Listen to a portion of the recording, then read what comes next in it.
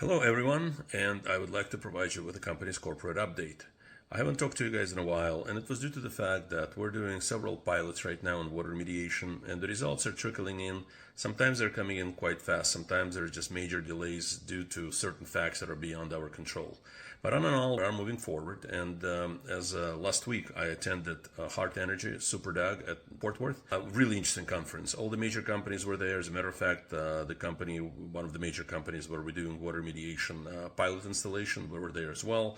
So we've discussed some of the details, and that pilot is moving forward. I do anticipate that within the next 2 to 4 weeks we're gonna finalize everything and have final results. I attended the conference also due to the fact that we've made a key hire for the company, and the gentleman who joined the company has been in the business for about 32 years, process engineers, knows every major company in the oil and gas business, including water remediation.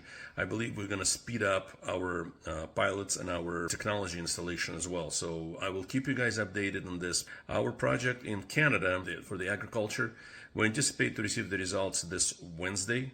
So by this Friday, I will probably have some additional information, again, some final results, and I will be sharing them with you early next week.